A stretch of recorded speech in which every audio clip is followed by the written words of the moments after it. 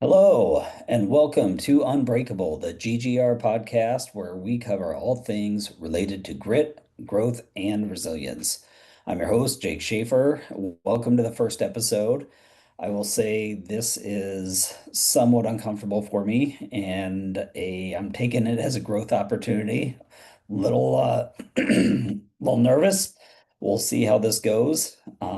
But I wanted to start the podcast to add perspective, opportunities, stories. I'm going to talk about my personal history, my professional history, and I just want people to be able to have opportunities, excuse me, and have chances to grow. And that's some of that at the heart. I'll talk more about this. Before we get started too much, one, I do take notes. I want to make sure I keep in place sometimes. So every once in a while, I'm going to glance across at the screen, make sure one big important thing here. So we'll go over, I do have a bit of a legal disclaimer. The information provided on Unbreakable, the GGR podcast, is for informational purposes only. It is not intended as a substitute for professional mental health advice, diagnosis, or treatment. Although I am a licensed mental health counselor, I am not acting as a counselor in this role or on this podcast. If you are experiencing emotional distress or mental health concerns, I strongly encourage you to seek support from a qualified mental health professional in your area. Any references to mental health experiences, behaviors, or case examples, client stories, they are all hypothetical, overly generalized, or composites of lots of stories, um, and do not refer to any specific individual, uh, someone that may have been a client, or anything specific. So there are stories, there are patterns that I observed professionally through years of clinical work, residential, coaching, consulting. It's just a conglomeration of all of my professional observations and not tied to any one specific person to honor our ethical standards of practice and HIPAA. So if you are in need of immediate mental help, please reach out. If you have a counselor, reach out to the National Crisis Line 988, or go to your nearest emergency room. Help and hope are available. Okay, thanks for that. So, welcome to Unbreakable.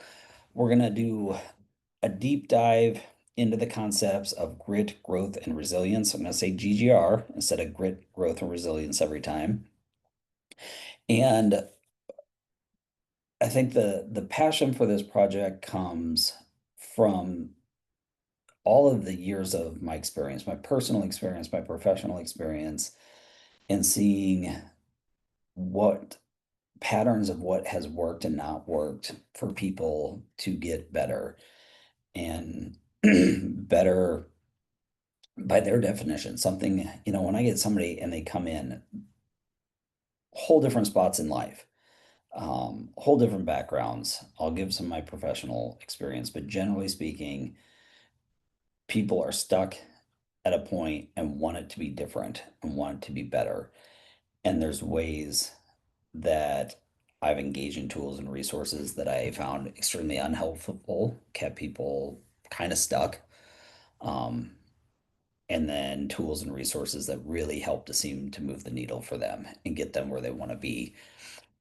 And consistently, those tools and resources, the things I go back to over and over and over are tool skills, and concepts related to grit, skills and concepts related to growth, and tools, skills, and resources related to resiliency.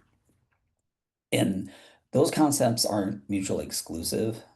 They tie into each other and they blend, and all of them are good discussions. I thought it could be useful to take situations and show which are the exact right tools to use for those situations. I'll give you a little bit of background on my professional history. That is part of it. I um, with social media and AI and so many of those things out there, I think it's just, I think always think it's highly important to vet your sources, know who's talking, where they're coming from, what their background is. I think especially if it's you're going to take something to heart and go implement in your personal life, knowing what that where that person got that information is a good thing. So I am a licensed mental health counselor. I I've been practicing for just over 15 years as a mental health professional.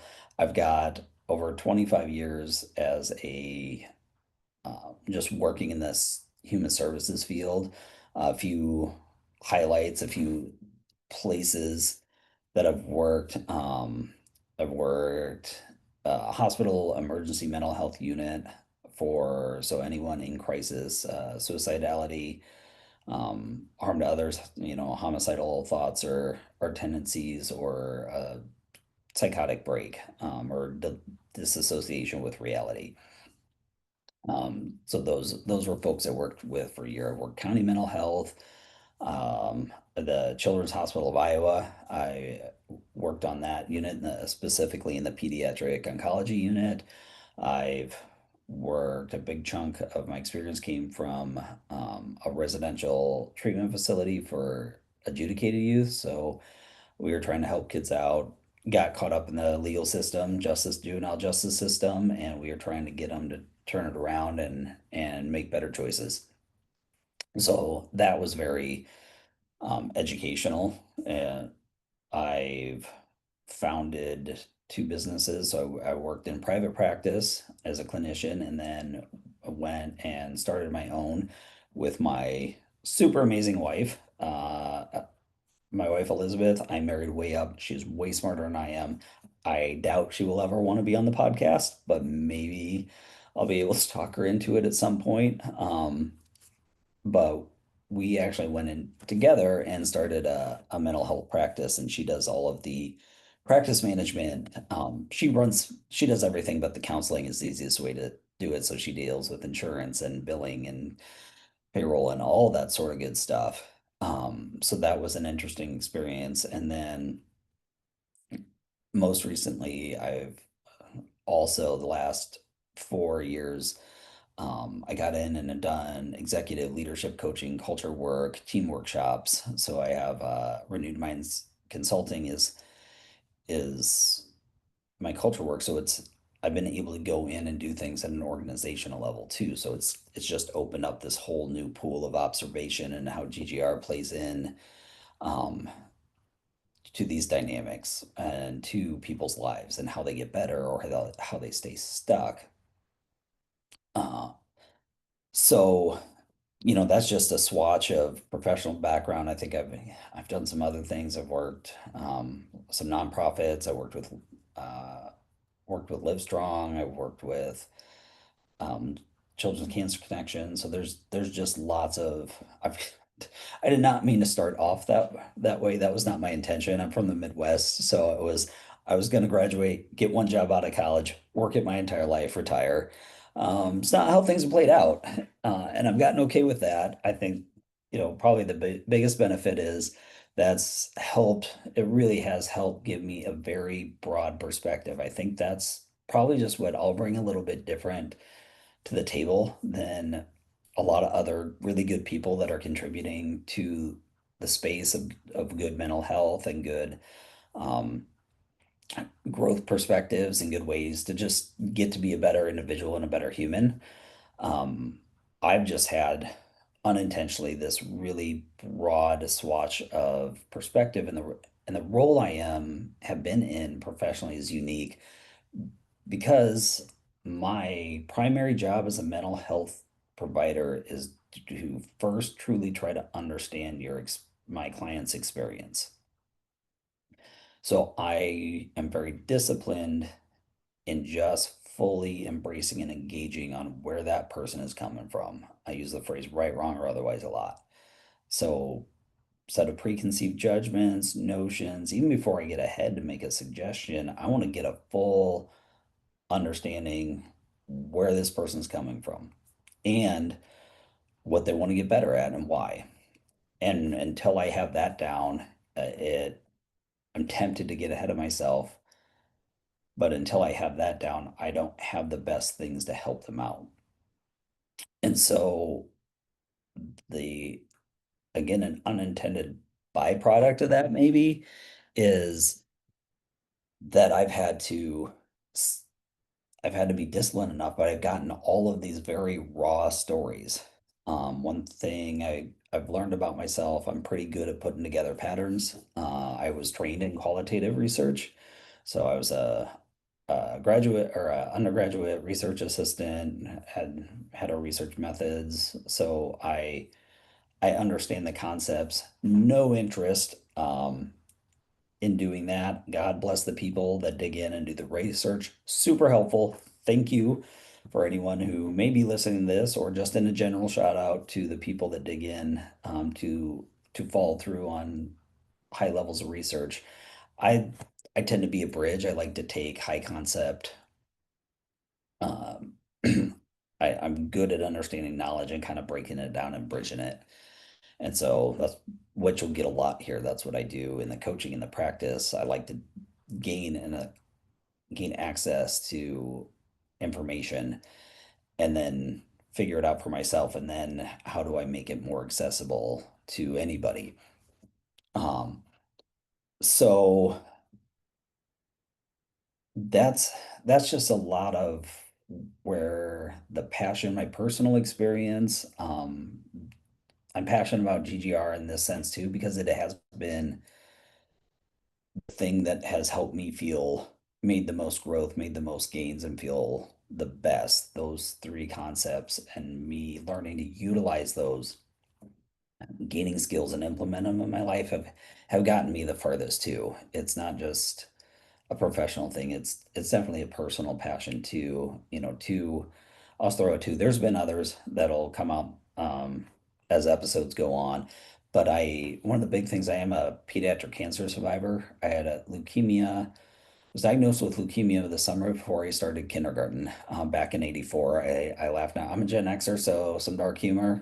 So tail end, but there's a couple stuff with tragedy. You laugh or cry, and at some point, when I run out of tears, I'd rather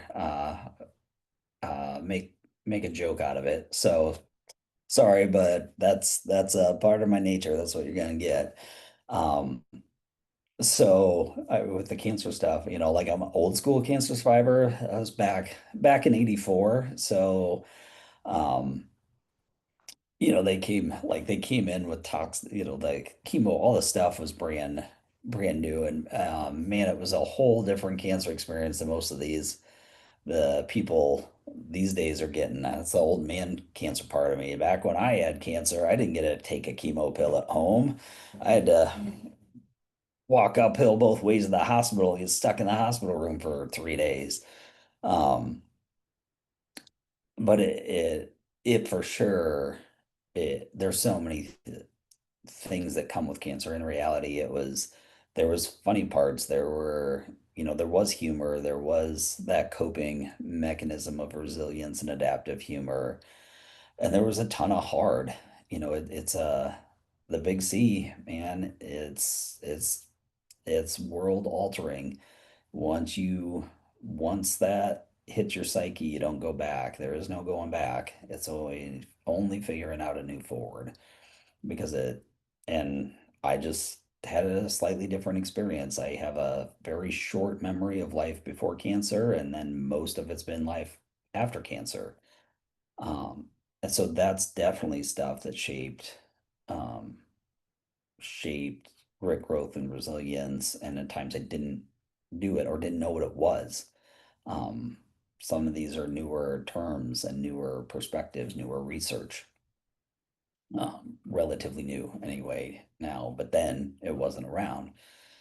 And so, the to work through things like relapse fear and recurrence fear and survivor's guilt and um, the existential stuff of like, why me? So those are definitely something. I'm also a um, I'm gonna say survivor of complex post-traumatic stress disorder. That feels like a weird one. That's that's even one of, choose your hard. If you it, there are so many ways that post-traumatic stress mess with me way longer than cancer, but I still do that like comparative and even personal comparative suffering. Um, I don't I don't endorse comparative suffering by any means, except if you go on, there's again this dark humor, so don't go if dark humor bothers you, don't go see it. But if you look up "Go On," Matthew Perry, the trailer, that is a very hilarious take on a very tragic situation. That I thought they did well. It was one, I think they only ran one season, but the trailer, they do a comparative suffering joke that is just top notch for me. Um, so there's a little thing you can go do. I think I might have missed. I don't think I've gone over um, grit, growth, and resilience. Okay, two things I'm going to work on. So I did, this is not my first recording of this episode. I did do one and then gruelingly play it back. This is what I said, a growth opportunity for me. And growing involves being uncomfortable and doing things you don't want to do. So, as hesitant as I was to start the podcast in the first place, going back and listening to myself was definitely not something I had any interest in. That being said, if I don't, tape review is a good thing. So I want to make this clear. So a big thing I've gotten feedback I've learned is my brain will get ahead of itself. So I will finish a thought and move on in my head and forget to articulate the rest. Drives many people crazy in my life, especially my wife. So I'm generally trying to work on it and I will try to work on it in here. So if I get a few steps ahead and then all of a sudden it feels like there was a gap, it's because there was, not here, but here. Um, so I'm really gonna try to work on that. And ands, notice those. So I will also try to work on not those vocal fillers and not doing those as much. So those are my growth commitments during this thing, at least the starting ones. So again, got ahead of myself and we skipped. I wanted to find the themes because I think clarity and definition is a good thing. So when it comes to GGR, um, grit, we're using the concept popularized by Angela Duckworth. Grit is the combination of perseverance and passion in pursuit of long-term goals. If you haven't seen the TED Talk, please go do it. It'll give you a lot of good, um, much better perspective on that specific concept, than I'm going to provide. So I'm going to talk a lot about application. That's just where I come from. So there's people that do the concepts better and explain and dig into it high level. She's one of them. So if you want to deep dive into grit, um, recommend her. I'm going to be talking a lot about application of grit, growth, and resilience. Growth, we're defining that as the process of developing, increasing, or improving. So developing, increasing, improving, the process of that. That's how we're conceptualizing growth. Resilience is the ability to adapt, recover, or grow stronger in the face of stress, adversity, trauma, or challenges. So that's GGR, grit, growth, resilience. And as I was coming up with names too, I was playing around with different concepts and the Unbreakable really hit home for me. I was playing with names around those concepts or what do I call it? Because we're going to be talking about GGR. That's going to be the focus. But I wanted Unbreakable in there because that's really what I found. At this point in my life, I just cannot define people as breakable. I just have. way too much experience. I mean, I think this did some math, which I'm not good at. So most of my math doesn't math. But getting some numbers down, I've met with over 2,000 people at this point. I've had over 2,000 clients. So take out any just personal experiences I've had and interpersonal friends and families and stories and interactions and just from a client base, whether they were coaching clients or counseling, it's over 2,000 people, which means I've heard over 2,000 stories of folks that were feeling stuck, that wanted to be unstuck, or had experienced some of the worst kinds of human tragedy. Um, Abuse, neglect, tragic death, and tragic loss, divorce, sexual assault, the unimaginable traumas. And I can keep going and going and going and going. And without the support, the resiliency of the human condition and human spirit, it's just I can't use I I just can't. I cannot endorse breakability with the human condition. We are unbreakable. People get hopeless and exhausted, and that's where in some episodes we'll talk about what brokenness feels like and what how people feel broke, um, or may end up in those spaces. I definitely want to talk about that because it's not all or nothing. But as a general standing of the human condition, people aren't breakable. We are unbreakable. We just need the supports to strengthen our resolve.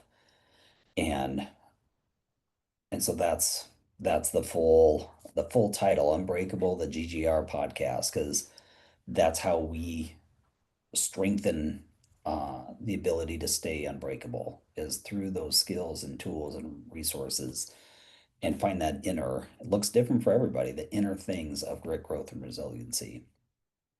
So, um, that is going to be the podcast in a nutshell. So I'm going to tell stories, might bring some facts. I'll have themes I'll go over for the day as I'm kind of conceptualizing, writing down stuff. I'll have a related to a topic. So it'll be a flavor, and I want that because I'd love this to be start some conversations.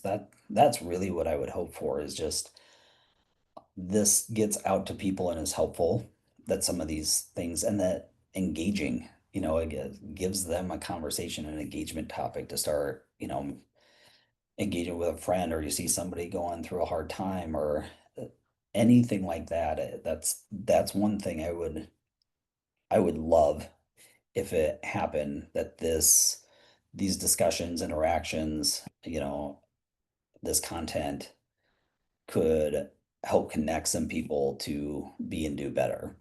Uh, and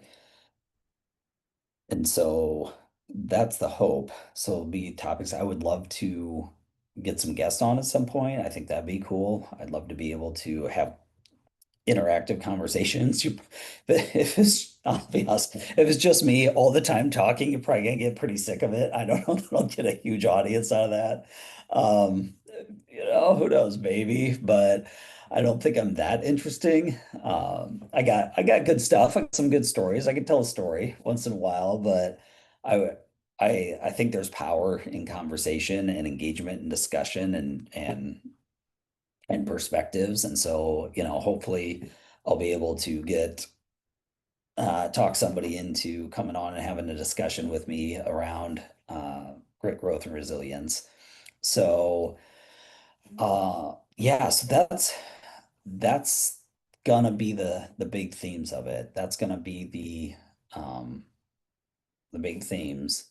And some of it I'll share personal stories with that, through the cancer and the trauma and the other hard things that have left me feeling broken at times, and how I m- managed through some very well and some horribly poorly. And I'll bring information if I stumble something across the research or find an article or something to that degree, and a lot of application. Um, so I did want to give one quick perspective as we're going through. That's gonna be the podcast. That's gonna be the podcast, is those type of things. But to give a little extra today, one quick thought I want to share for the day was a perspective and shift I've had towards growth. So again, that process of increasing, developing, improving. And when the way I took growth was, you set a goal, you make a plan, and you execute to perfection. And that's what I saw as like, you're growing. You set a growth plan, the goals, they're all goals related. And you either succeed or fail. It's all or nothing. And that was the metrics I took. Maybe I misunderstood that, but I've also had a lot of clients that have come in. Um, the pattern, that's the pattern. Most people associate really closely perfection and growth, and you're doing it right or you're doing it wrong. And you're making progress or you're failing. And it's been very helpful for me to rethink that. And I think growth specifically and how these concepts types together, some of those flavors meet more in grit. So this is where I think compartmentalizing them a little bit at times to gain more clarity, to get more growth. And when it comes to the growth part, it it can be small steps. I mean, a process of growth, which means sometimes it comes in smaller increments or starts in a small thing. So one of the things, every session, that understanding, whether it's coaching or counseling, I want to help people grow. That's part of the process. I want them to feel better. Growth is a requirement for improvement. And I'll ask the question, if only one thing could be better or different in your life that could help your quality of life. So just one, if maybe I could start doing this, or this would start happening, this would stop happening, but just wrap your brain around right, wrong, otherwise, big, little, one thing. And the ability to pause and break it down to one tangible thing is so important. It feels wrong because, well, all the things I got to get this and this, like all the things need to be better right now. Let's go. The problem with that is not sustainable. It it's impossible to fix all the things all at once. And so we set ourselves up for failure because we have an assumption that we should be able to do it. I'm sure it's out there, but I had a professor that would like, first one thing you need to do is stop shitting all over yourself. Which should is just a subjective thing that is just a feeling randomness that is in it. And the problem with that is sometimes when our feelings trump facts, it causes dysfunction. So if I just feel I should be able to do it, and then when I don't, I feel like a failure, that's dismissing relevant facts to include to get the goal met, get the growth started. So so building off, that's an encouragement I do. If you're wanting to grow, if you're struggling to grow, especially, or you're feeling stuck, especially if you're feeling stuck. Stuck sucks. That is a hard place to live. It is a very, very hard place to be when you're feeling stuck and that you don't have options or choices and you have to deal anyway. You'll gain some resiliency. That's the resiliency zone. Um, but it feels much better to have agency and choices to grow. And that ties back into that if just one, what would? And, you know, thematically, I've had lots of people start small and make gain. Um, a very common thing with depression and man, depression, it is a beast. It is a beast. It is probably, I mean, definitely one of the most shame-inducing mental health problems because there's so many factors that go on. And there's a lot of times I would start and encourage, we'd make a big goal to move from a bedroom to a living room, to do hygiene once a day, maybe just twice a week. And that's where we started. And that feels wrong, right? We have to get you better out of this headspace and we got to get you better as soon as humanly possible. Let's go. And that's just not most realities when you're dug in and something encapsulates your soul and your body chemistry, that like chemical brain chemistry can start being impacted. And you don't just rub some dirt in and walk that off. It's a process. That's a growth that takes growth tools. And, a common thing for anxiety is just that over thought amplification, especially in a social setting. So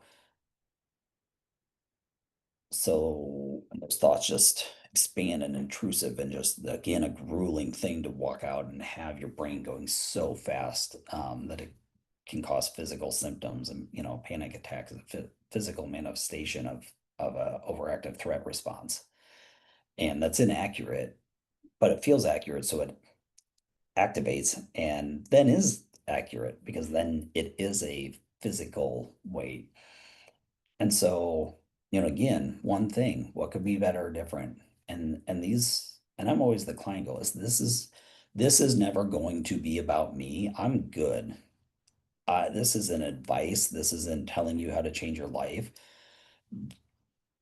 This is, I want you to reflect to help your life be better. And so with anxiety, it was, well, just go out and do so. You need to just go out and do stuff. That was a pressure. Flip the script. What do you want to do? And it was the tragedy was in, I want to be able to go do this, but the anxiety is so intense I can't.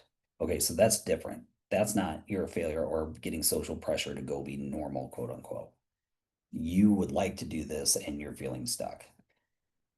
So a lot of times it was a bit of an experiment of, some exposure safely controlled. I know there's a lot of people that dislike exposure therapy models. I find them helpful on the same fact that my clients dictated if they wanted to do an exposure method. Um, it was an option, it wasn't the fix. But it was just that go drive and sit in the parking lot of the store. You want to be able to enjoy Target, just see what happens to your body. And we'd have exercise and an exit, a guilt-free, shame-free exit strategy. Don't feel bad about yourself. We're trying, we're growing. This is going to be a process. Go sit for a determined period of time. If it gets to be too much, take a hack off. We'll review, we'll come in, and that process over and over and over again. It, whether it was, we're going to move and see what that was like for you. Um, that's a growth process. And I think a big thing, what I, what I see is a difference between the three, a big standing difference. Grit, by definition, has passion in the meaning. So this is a desire. This is something I want to do. I'm excited about. I want to do it. Doesn't change the heart. Doesn't change. You need tools to push through because it will hit hard and it will suck at some point. but it's an intended choice. Resilience, I find to be the exact opposite. Resilience is grown out of tragedy. Like something very, very bad happens to you. You choose none of it. It happens to you, and you develop and adapt skills to survive it. Uh, and that's where I see, because I've been looking, you do, and there could be research, but again, I'll just take my experience. Maybe I'll look it up for another episode to see where the research actually lies on it. But just through observation, it's you you can't train resiliency because you don't have a conceptualization of the hard, like the feeling trapped, feeling stuck in it, and the having the bad thing happen to you. So with my cancer stuff, that's where all my resiliency came after. I wanted nothing to do with cancer. Like that happened to me, and some other things that shaped resiliency. I had no choice. I was literally in. I have to figure out one resiliency adaptation for I had first cancer. Again, that's where I start in my head, that thought finished in my brain, but I think I caught it. I'll work on it really, really hard. So, but that was a big to actually live a decent life. I had to gain some resiliency and figure out how to live with survival guilt. Survivor's guilt is those are the two that haunt me forever. Every day for the rest of my life, I will think at some point in my day, I've got cancer. Again, something will happen in my body and my brain will shoot straight to, well, you probably have cancer. That's just what I live with. And at some point during the day, I will think about the the loss of my friends and the reality that I've gotten to live much longer and higher quality of life than a lot of my friends that also went through cancer, who either died or have had way more late treatment effects than I have. And so that's resilience. I just have to figure that out because that's just happening to me. Um, the again, the grit, I'm choosing, I've had those. So um one one thing you're gonna get this. So podcast, I don't know, maybe somebody will pay me for this at some point in time. That'd be kind of cool. Not expecting it. What I will do is the shameless self plug. So this is time for shameless self plug. So I have written a book, a leadership book called The Leadership Framework: Tools for Lasting Impact. Will be released next month. I will let you know where you can get those, and it is a book. It is my playbook. So I wrote a book, ran scenarios. There's a little bit of training option in there that these are the skills I've used. 2,000 people, 30,000 hours of helping improve the human condition. It's what I find to be the most successful tools. They're quick adaptations. So, as it comes out, I will continue to shamelessly plug this, and you want to make some improvements, that's a really good resource. So, shameless plug over, but that is a more recent thing. I've spent the last 2 years plugging at a book, and that was a grit thing because I wanted to do it. I was excited enough most of the time that when I wanted to quit and I didn't like it and it was horrible, um, I still was able to push through because of the passion to it. And and so that's the contrast of grit and growth. Now the growth, um, what I found with the growth, it's something we don't want to do, but we know will be better for us in the long run. So however that looks. So oh, it's discipline in the moment for long-term gain. And so doing a hard thing right now consistently, knowing that it will pay off over time. And so growth takes more acts of faith and like discipline in the sense I have to develop ways to to stop myself and my immediate desire, which is going to fight the thing, identify a place I want to be, and then consistently go there. And that's part of growth too, that's different. There are backs and forth, there's cycles. It'll go well for a while and it won't. And I think growth is, I don't know, I don't know if it's fair to say the hardest, but probably the hardest to master because we also, the goal thing too, right? That's where I'm careful about to put a goal into a growth model. You need to know where you want to be. So that essence of a goal, but also the problem is, we conquer.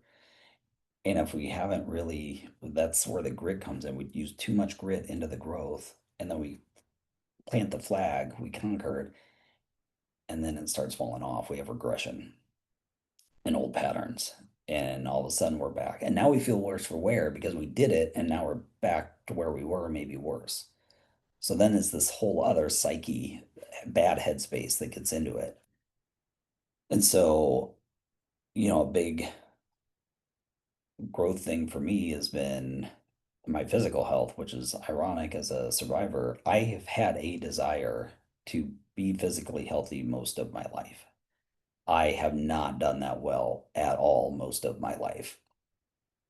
And so I didn't, I tried running and did some high school stuff. Part of it at the time, maybe it's still this way, but back then it was, you watch 80s, 90s stuff. There was like, it was like you were a jock, you were a nerd. I mean, that's part of normal human development, identity development. So I'm not coordinated, I'm not tall. And so I am horrible at every sort of sport. Oh, and I'm not even tall or big. So, I remember I played football. I'm from a small town. I was like graduated with like 36 or 37 people. And so you just played sport because you could, or you could do anything. Because it's a small enough school. And I remember the last season I played football. I think I was a sophomore. I can't remember if freshman or sophomore, but I was playing at a game and they literally like picked me up and chucked me like in a movie. It was like heaved me out of the way. And at that point, I'm like, I think I'm done. I'm generally not enjoying this, but I don't know that I'm going to be able to help the team out here. Um, so that kept me away from physical exercise. And then I did have um I tried in college and my roommate was a exercise science major, so he taught me form and shape and models and gave me workout programs. And I do it a little while and then fall off and hit and fall off and hit and fall off. And that's been the cycle like to current. Um and that's part of the difference with the grit thing. I'm not overly passionate about it. And so it's harder for me. And I've had to spend more time figuring out a routine. I finally got it figured out. So it took a long time to even figure it out. That's part of the growth process too. Sometimes you don't know. It's again, resilience is I can point to the bad things that happen, and this is why. Grit, I can point to the good thing I want, and this is why. Growth is the messier part where I don't know how I'm contributing to the problem or what's contributing to the problem. And I don't know why I'm getting mixed results or successful sometimes and then not others. And so it takes some time to sift. And so switching my mindset from growth as A to B and a success or failure to it's messy and hard and worth it. That has helped me get in a much better brain space to implement the discipline and the patience and the letting my brain rewire and all of the things that go along with the growth process. And thinking of, I've been doing coaching for a few years now, and so it's really cool. I've got a leader I'm coaching with, and she was new to her position or management, kind of a mid-manager position, and in a very difficult organization, and just spent the first year, and we hit a growth. I've got, a model for a growth plan. Again, by the book. It's got the growth plan behavior experiment model in there. I'll throw some out for free on here too. Uh, but we had a growth plan, and the growth plan model comes with sometimes it's just gonna suck. It's gonna be hard. There's just garbage. This is just the hot garbage, doesn't make any sense, dumpster fire part of the process. So just be upset. And we're going to work through the upset. We're not going to let the upset and we're not going to let the hard derail us completely. And so being able to plug at that, the phrase I've come to mind that's been the most helpful for me that I use when it comes to GGR in general, especially the difficulty of growth, is problems are complex, solutions are simple, and the work is always hard. I find we tend to oversimplify problems sometimes. That the most obvious thing is the thing, and so we just the obvious, not likely obvious. And so if, well, I just need to stop. Like if I'm put on a ton of weight. I'm speaking for myself. So I've done this. Well, I just need to exercise, and so it's just all it is discipline. All it is trying. I just need to try to exercise and I'll do good. Well, why am I cycling? Well, okay, so I wasn't taking enough time to look at my what's and whys. So why am I truly having a hard time with this? And what do I need to completely make changes in? Those are different questions. So took enough time for a complex to honor a complex problem as complex. And the solutions are simple. We overcomplicate solutions. So, okay, so now I need to do, 10 months worth of research on what's the right diet, all this stuff. Again, me, I'm like, and I'm a knowledge nerd. So, but that's all fine. We'll overcomplicate the solution. And most of the time I found it's because we're afraid of the hard. We're scared of failing, or we're scared of looking down. We're scared to just do the thing that will get us where we want to be. Because the solution is pretty simple. Find an exercise routine and adjust diet. Like that part isn't rocket science. So again, that's my biggest, probably the thing I've wanted the most that I've been the least successful at is staying on a good, getting healthy, staying healthy. It's not good. I've gotten there lots of times. I've gotten there lots of times.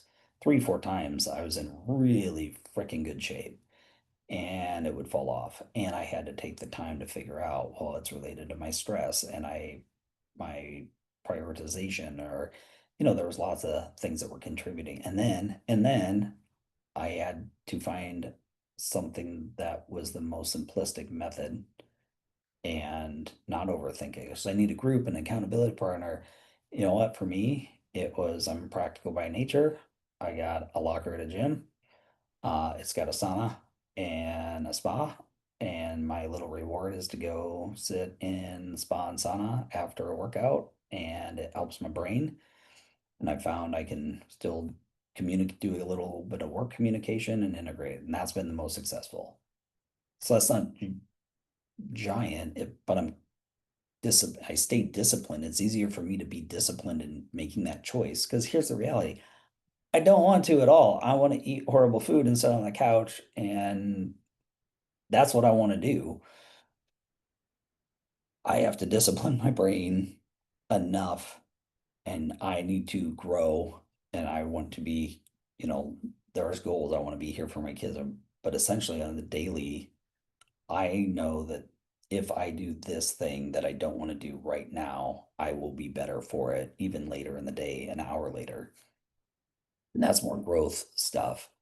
So, and again, it's hard every time. Anything related to GGR is hard. I will not lie to you. I think the toxic positivity stuff is coming across strong. I think that's why is, the inspirational story. I was big on, this is the 80s, I'm Gen Xer, man. We had inspiration everywhere. We are a sick combination of dark humor and inspiration. So we we had Rocky and the Goonies, which has got some offbeat humor in that if we're really thinking about it, right? And so it now I rabbit trail. Now I'm thinking about all the 80s stuff, but right, like the toxic positivity of the toxic side of inspiration is just the blatant assumption that if you're struggling, you're doing it wrong. You're not appreciating, you're not being grateful, you're not dot. I don't like that. I haven't found it to be true. What is true is honoring a human experience. Um, I don't, there's not any positivity coming out of a parent that loses a kid. There's not, as hot garbage. That's it. Can you gain resiliency? Can you find some ways to be resilient? Can you do something with that pain? Can you work through? Can you get, yes, eventually. It's hard. It's just hard. That's it. Um, we're not gonna, we're not gonna, we're gonna talk about the hard because that's very dismissive. And so that's part of, I'm just a, I think that's part of me. I'm just a realistic person through the work and exposure to different parts of the human condition, to really toxic parts, to amazing inspirational parts. I just sit in that zone where I am always hopeful. I'm never surprised.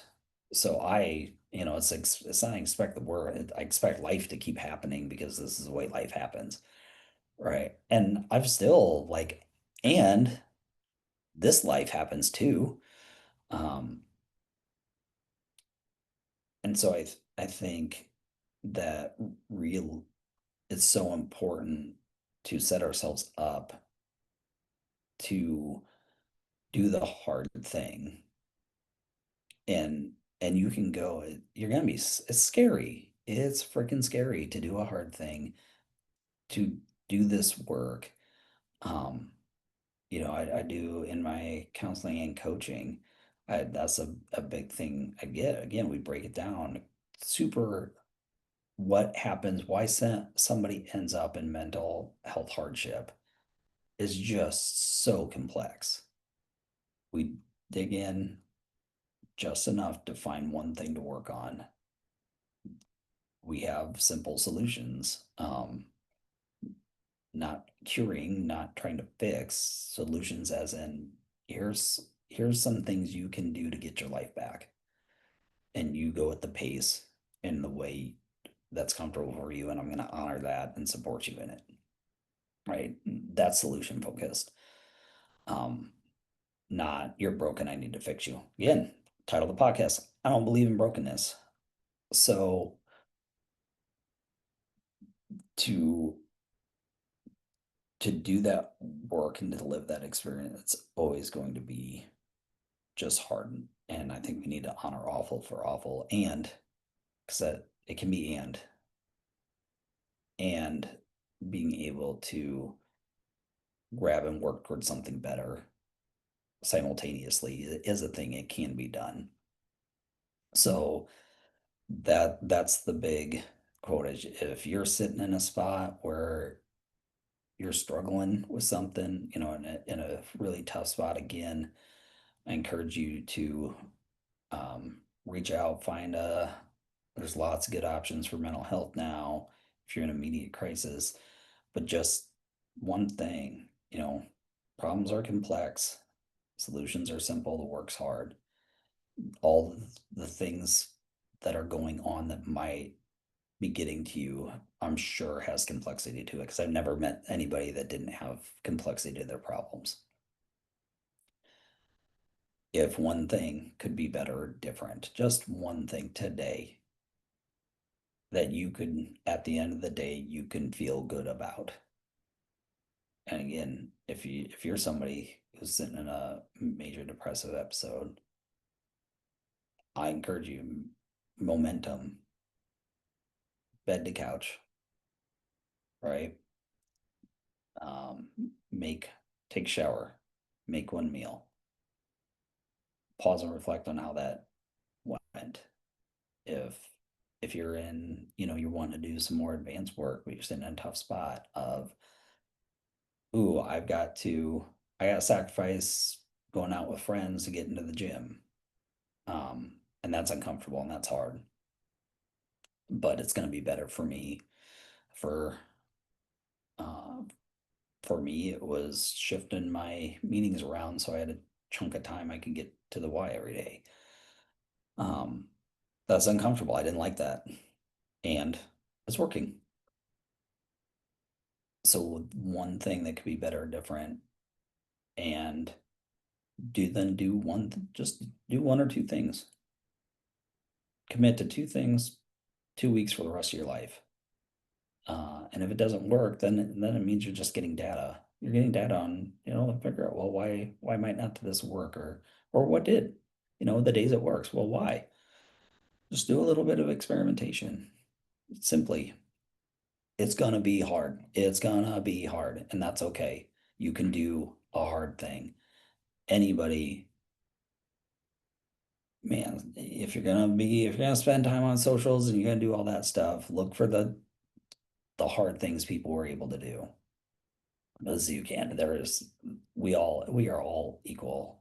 None of us are special. We're all unique. None of us are special. So thank you for your time. I'm going to leave it at that. Again, I will try to get better at this. Maybe hopefully maybe upgrade the video or just I'll be working on my presentation and my thought process. So I'm super open to feedback. So if there's stuff you like and just start a conversation with somebody, and just remember, yes, problems are complex, solutions are simple, the work's hard, and you 100% can do it. All right, y'all take care.